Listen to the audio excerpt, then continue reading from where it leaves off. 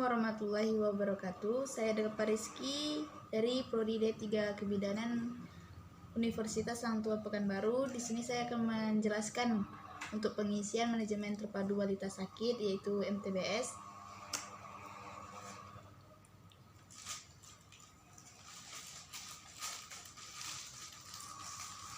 Untuk pengisiannya ada penilaian klarifikasi dan tindakan pengobatan balita sakit umur 2 bulan sampai 5 tahun.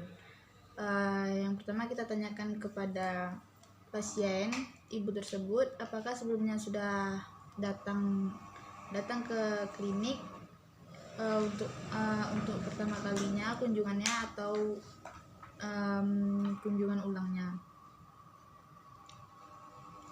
Jika kunjungan pertama, maka kita akan melakukan penilaian sesuai dengan data yang di bawah ini yang saya akan bacakan. Dan jika kunjungan ulang, akan menggunakan pendataan yang petunjuk mengarahkan ke kunjungan ulang. Selanjutnya kita akan melakukan pemeriksaan tanda bahaya umum. Tanyakan apakah anak bisa minum atau menyusu, apakah anak memuntahkan semua makanan dan atau minumannya, apakah anak dan pernah kejang selama sakit ini, dan lihat dan dengar keluh kesah ibunya, apakah anak mengalami kejang saat ini.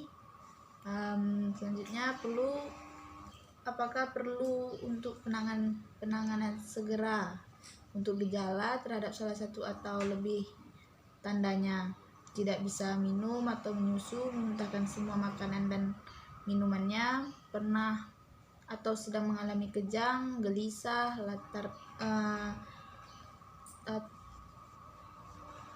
tidak sekedar ada stridor, tampaknya biru, cyanosis, ujung tangan dan kaki pucat dan dingin. Selanjutnya kita akan melakukan klarifikasi penyakitnya sangat berat, melakukan tindakan atau pengobatan. Bila sedang kejang, beri diazepam. Lalu bila ada stridor, pastikan tidak ada sumbatan jalan napas. Bila ada stridor, cyanosis, dan ujung tangan dan kaki pucat dingin, berikan oksigen 3 sampai 5 liter atau per menit melalui nafas. Dan selanjutnya, cegah agar gula darah tidak turun, jaga anak tetap hangat, lakukan rujukan segera.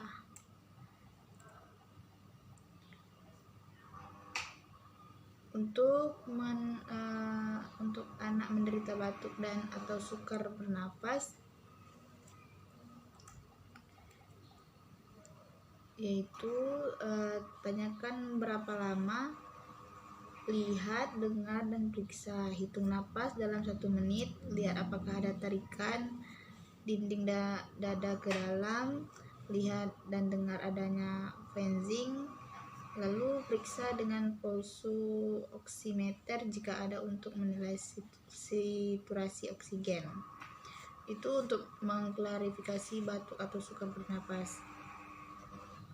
Itu dilakukan umur anak 2 bulan sampai 12 bulan, 12 bulan sampai 5 tahun. Napas cepat apabila 50 kali atau lebih per menit, 40 kali atau lebih per menit. Untuk gejala, tarikan dinding dada dan ke dalam atau saturasi oksigen kurang dari 90.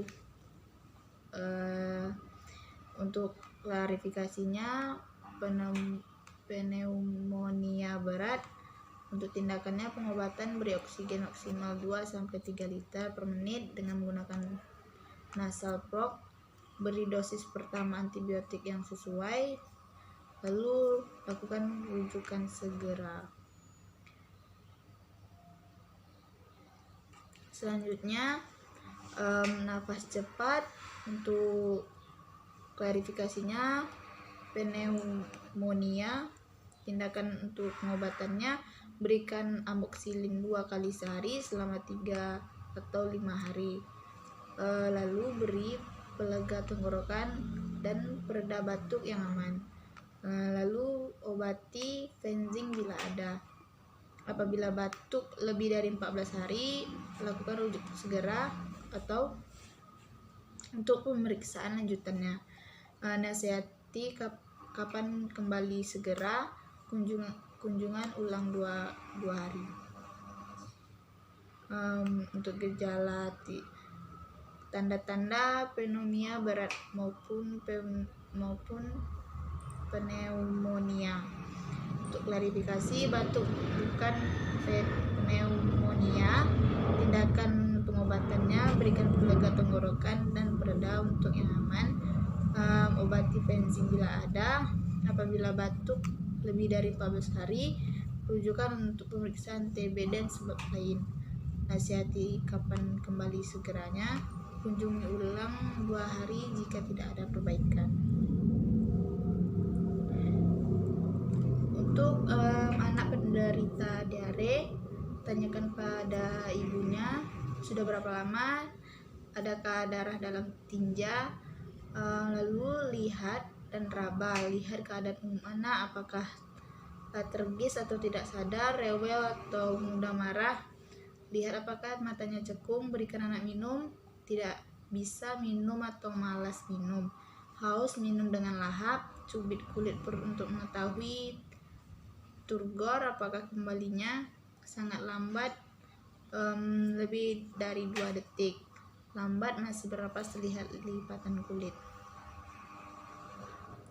Untuk derajat dehidrasi harus dinilai untuk semua anak diare. Untuk gejalanya terdapat 2 atau lebih tanda-tanda seperti berikut ini: letargis atau tidak sadar, mata cekung, tidak bisa minum atau malas minum, cubitan kulit perut, kembali sangat lambat. Untuk klarifikasinya, diare dehidrasi berat. Untuk tindakan pengobatannya, jika tidak ada klarifikasi berat lain, beri cairan untuk dehidrasi berat atau tablet zinc sesuai rencana terapi C. Jika anak juga mempunyai klarifikasi berat lain, lakukan rujukan segera. Jika masih bisa minum, berikan ASI dan larutan oralit selama perjalanan. Lalu jika anak lebih dari 2 tahun dan ada wabah kolera di daerah tersebut, beri antibiotik untuk koleranya.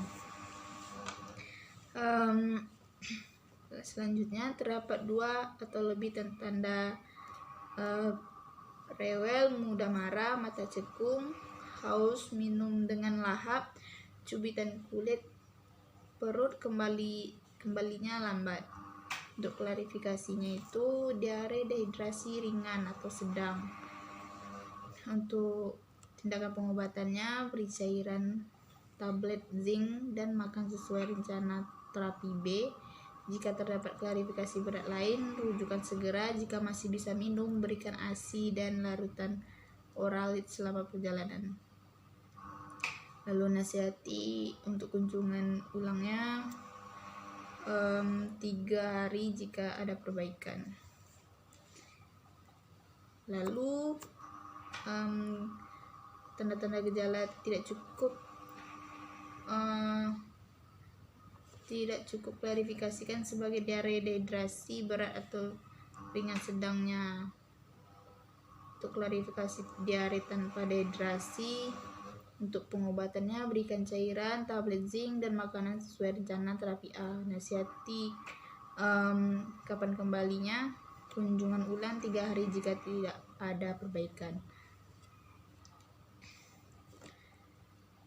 Lalu dengan dehidrasi, klarifikasinya diare persisten berat. Untuk pengobatannya, atasi dehidrasi sebelum rujukan kecuali ada klarifikasi berat lain. Selanjutnya lakukan rujukan segera. Lalu tanpa dehidrasi, klarifikasinya diare persisten.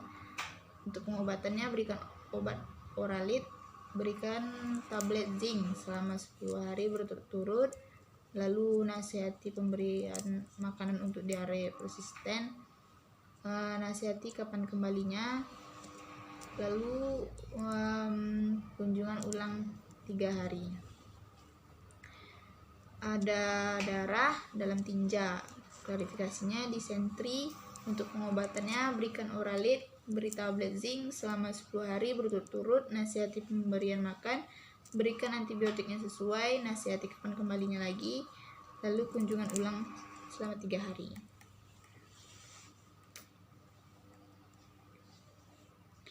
Untuk anak demam itu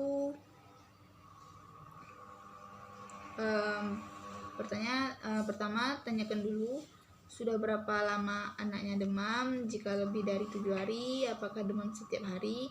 Lalu apakah pernah menderita malaria atau minum obat malaria? Selanjutnya, apakah anak menderita campak dalam jangka waktu 3 bulan terakhir?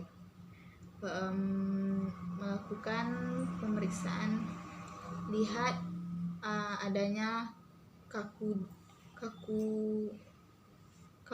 kuduk, lalu lihat adanya penyebab lain dari demam, lihat ada tanda-tanda campak ruam kemerahan di kulit yang menyeluruh dan terdapat salah satu tanda batuk, pilek, mata merah. Untuk gejalanya ada tanda bahaya atau kaku kuduk, klarifikasinya penyakit berat dengan demam. Lalu tindakan pengobatannya beri dosis pertama artemeter injeksi atau kinin injeksi. Untuk malaria berat beri dosis pertama antibiotik yang sesuai, cegah agar gula darah tidak turun, lalu berikan satu dosis paracetamol. Untuk demam lebih dari 38,5 Celcius rujuk segera. Untuk gejala demam pada anamnesis atau beberapa panas atau suhu lebih dari 37,5 Celcius dan mikroskopik positif atau RDT positif. Klarifikasinya malaria, pemberian obatnya antimalaria oral pilihan pertama, berikan 1 dosis paracetamol untuk demam lebih dari 38,5 Celcius. Lalu beri nasihati kapan kembali segera, kunjungan ulang 3 hari jika tetap demam. Jika demam lebih dari 7 hari, rujuk untuk periksa lebih lanjut. Untuk gejala mikropis negatif atau RDR negatif atau ditemukan penyebab lain dari demam, klarifikasinya demam mungkin bukan malaria.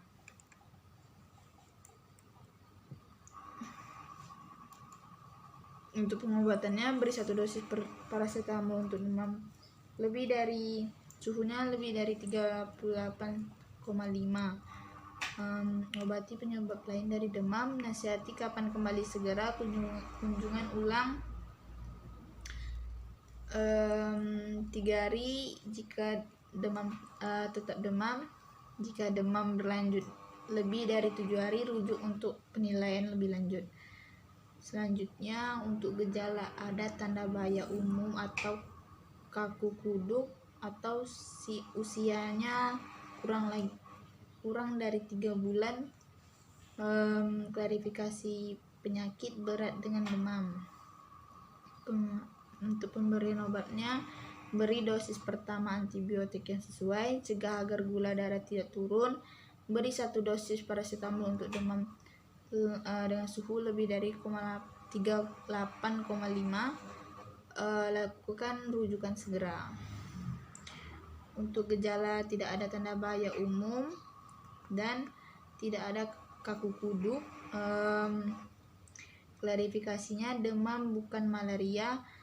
Untuk pengobatannya beri 1 dosis paracetamol untuk demam dengan suhu lebih dari 38,5, obati penyebab lain dari demamnya, nasihati kapan pulangnya kembali. Beritahu kunjungan ulang 2 hari jika tetap demam. Jika demam berlanjut lebih dari 7 hari, rujukan untuk penilaian lebih lanjut. Untuk tanda gejala adanya bahaya umum atau adanya kekeruhan pada kornea mata atau ada luka di mulut yang dalam atau luas. Untuk klarifikasinya, campak dengan komplikasi berat. Untuk pengobatannya, beri vitamin A. Dosis pengobatan: beri dosis pertama antibiotik yang sesuai. Jika ada keruhan pada kornea atau nanah pada mata, berikan salep mata antibiotik. Lalu berikan 1 dosis paracetamol untuk demam dengan suhu lebih dari 38,5 Celcius, rujukan segera. Lalu ada tanda gejala, ada nanah pada mata atau ada luka pada mulut. Dengan klarifikasi, campak dengan komplikasi pada mata dan atau mulut. Untuk pengobatannya, beri vitamin A. Dosis pengobatan: jika ada nanah pada mata, berikan salep mata antibiotik. Jika ada luka pada mulut, oleskan antiseptik mulut. Jika gigi buruk dan jika anak gizi buruk, beri vitamin A sesuai dosis, lalu kunjungan ulang 3 hari. Tanda gejala campak sekarang atau dalam 3 bulan terakhir. Untuk klarifikasinya, campak untuk pengobatannya beri vitamin A saja.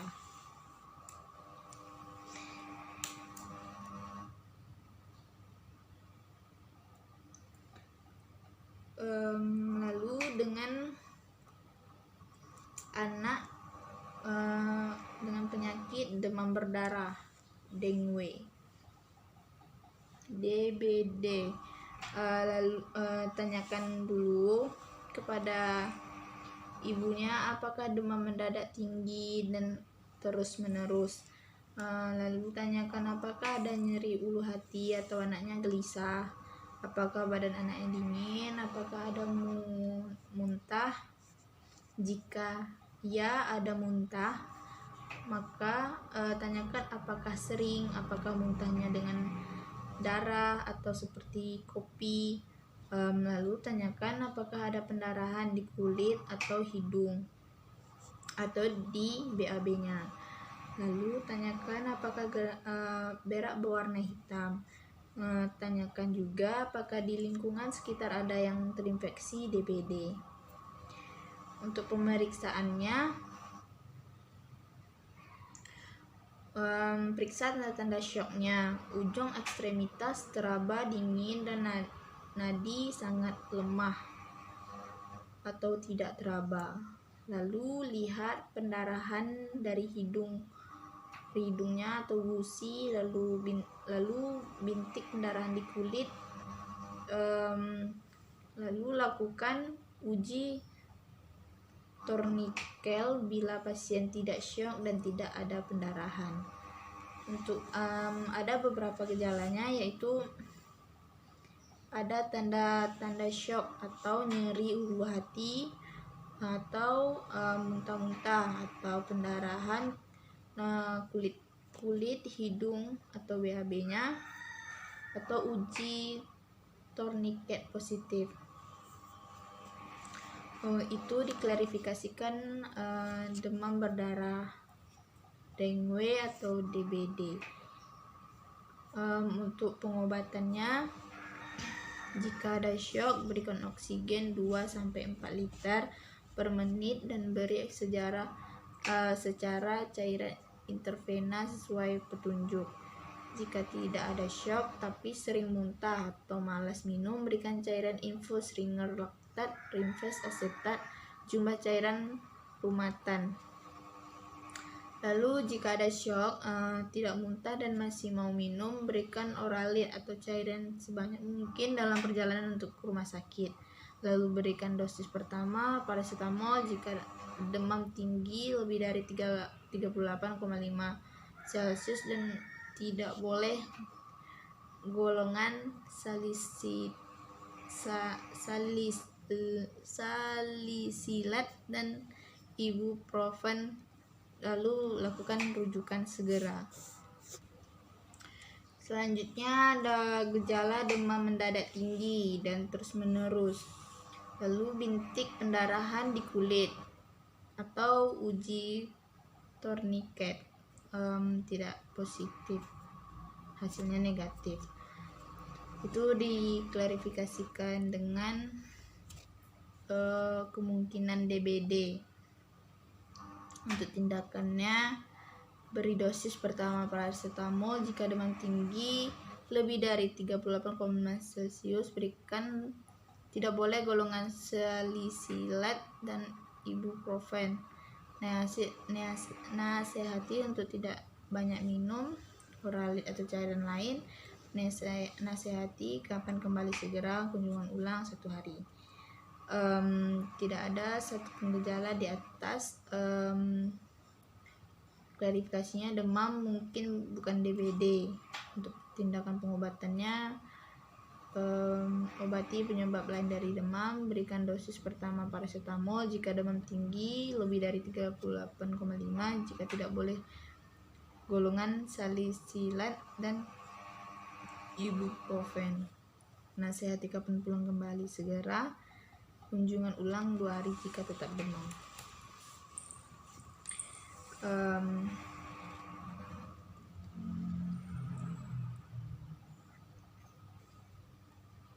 Selanjutnya, untuk anak mempunyai masalah telinga, tanyakan dulu kepada pasiennya apakah ada nyeri telinga, adakah rasa penuh di telinganya, anaknya rewel, ada rasa tidak nyaman di telinga, atau menarik-narik telinganya. Lalu tanyakan apakah cairan atau nanah keluar dari telinga, jika ya berapa lama, tanyakan. Lalu untuk pemeriksaannya, lihat adakah cairan atau nanah keluar dari telinga, raba, adakah pembengkakan yang nyeri di belakang telinganya. Untuk tanda gejalanya, kita bisa lihat pembengkakan yang nyeri di belakang telinga itu diklarifikasikan mastoiditis.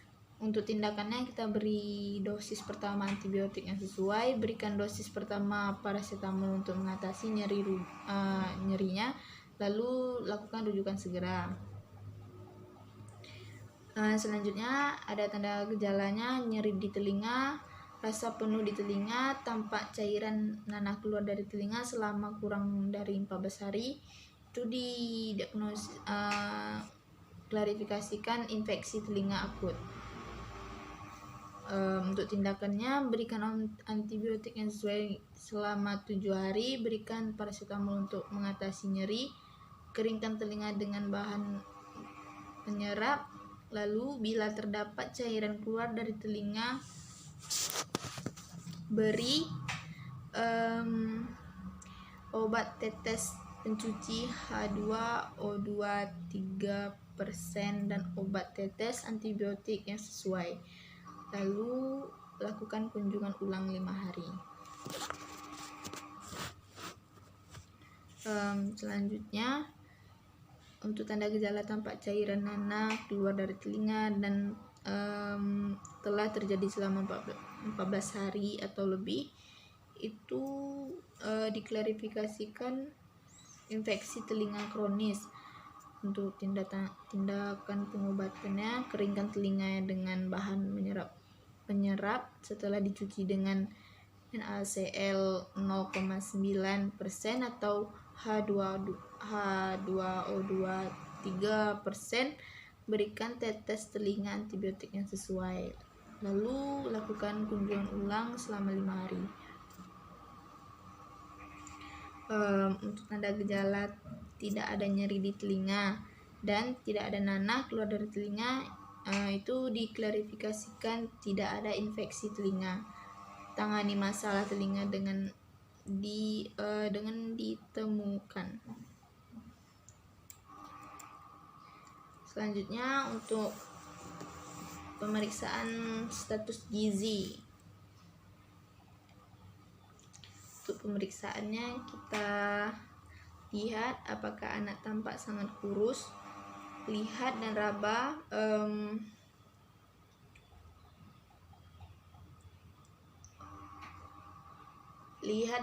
adanya udem pada kedua punggung kaki. Tentukan berat badan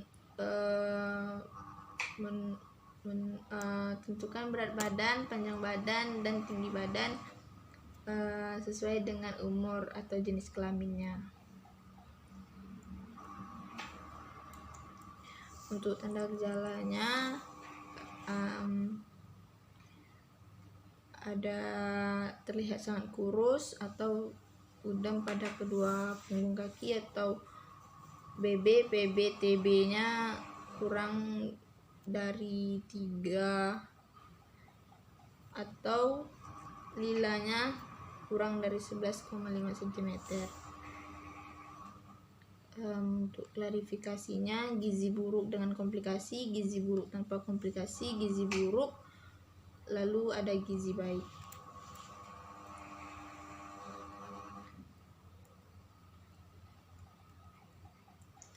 Lalu ada untuk memeriksa anemia. Untuk memeriksa anemia kita lihat sangat pucat atau agak pucatnya. Untuk gejalanya, telapak tangan sangat pucat, itu diklarifikasikan anemia berat. Lalu untuk tindakan pengobatannya, bila masih menyusut, teruskan pemberian ASI-nya.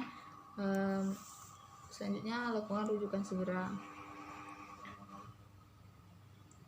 Ada tanda gejala telapak tangan agak pucat, itu diklarifikasikan anemia saja. Lakukan penilaian untuk pengobatannya, maka lakukan penilaian pemberian makan pada anak. Bila ada masalah, berikan konseling pemberian makan dan kunjungan ulang 7 hari. Beri zat besi jika lakukan pemeriksaan tinja untuk deteksi kencingnya. Ada juga deteksi kecacingan. Jika darah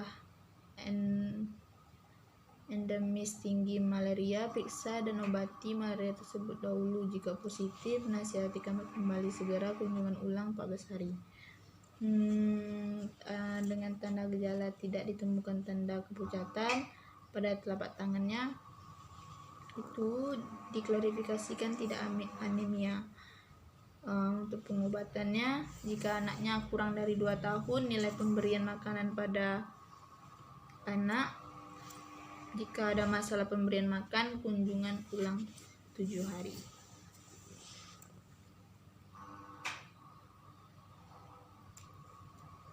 Lalu ada memeriksa status HIV.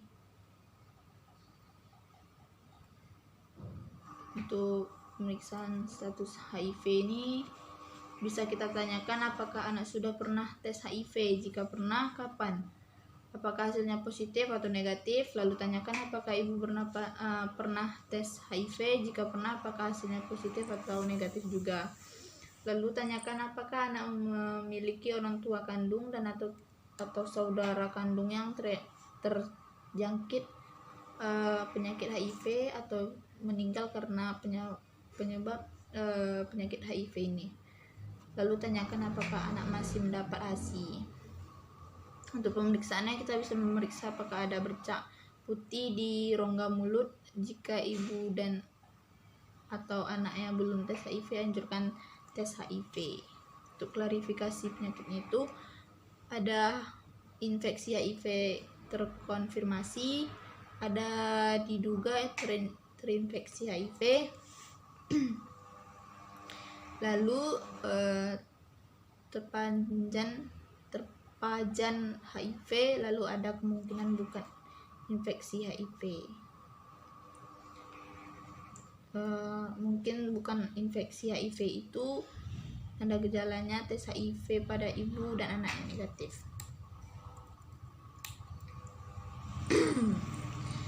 Lalu ada untuk pemeriksaan status imunisasinya.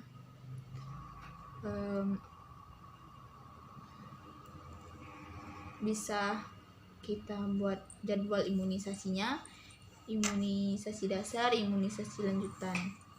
Imunisasi dasar itu umurnya dari 0 sampai 24 jam. Jenis vaksinnya HB0, umur 1 bulan.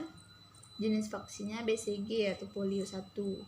Untuk 2 bulan itu vaksinnya DPT HB HIB 1, polionya 2. Untuk umur 3 bulan tuh DPT HB HIB 2, polio 3.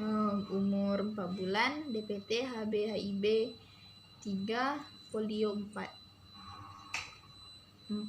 IPF. Lalu imunisasi lanjutannya, golongan imunisasi lanjutan dari umur 9 sampai 18 bulan. Untuk 9 bulan itu campak, untuk 18 bulan itu DPT HB HIB. Lalu campak.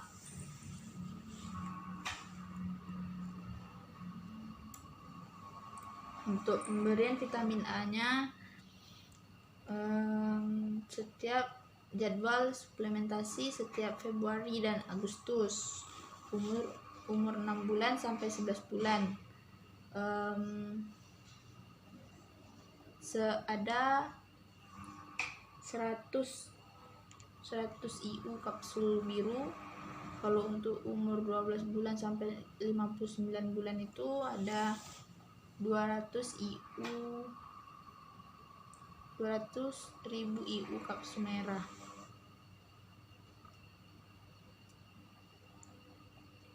Lalu pastikan bahwa setiap anak dengan tanda bahaya umum apapun harus dirujuk setelah mendapatkan dosis pertama antibiotik dan tidak perlu tindakan pra-perujukan lainnya.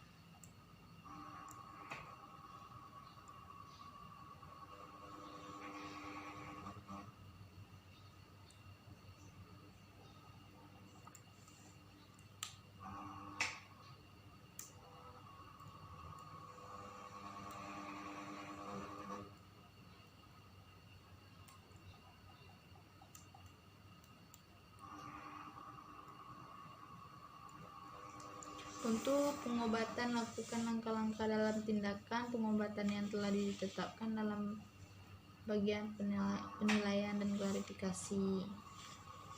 Mengajarkan ibu cara pemberian obat oral di rumah. Ikuti petunjuk di bawah. Step oral dapat diberikan di rumah. Ikut juga petunjuk yang tercantum dalam step tabel dosis obat. Yaitu tentukan jenis obat dan dosis yang sesuai berdasarkan berat badan atau umur anak. Jadi kan di setiap lanjut, tentukan jenis obat dan dosis yang sesuai berdasarkan berat badan atau umur anak.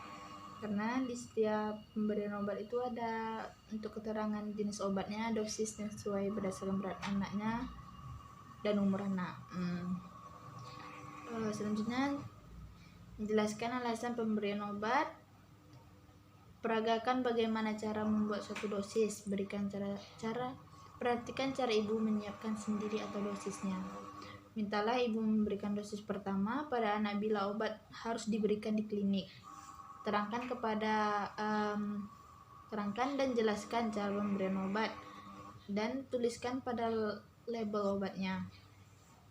Jika akan pemberian lebih dari satu obat, bungkus setiap obat secara terpisah. Jelaskan bahwa semua obat harus diberikan sesuai anjuran walaupun anak telah menunjukkan perbaikan atau keadaannya mulai membaik. Lalu cek pemahaman ibunya sebelum ibu meninggalkan klinik atau pulang.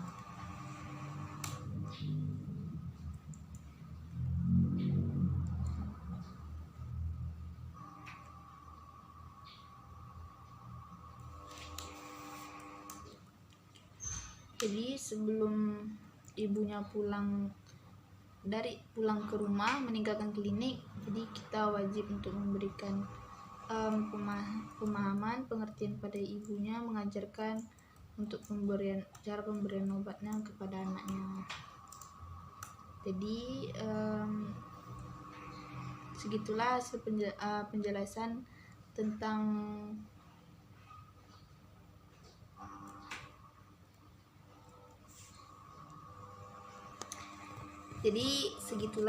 penjelasan MTBS dari saya. Lebih dan kurang saya mohon maaf. Wassalamualaikum warahmatullahi wabarakatuh.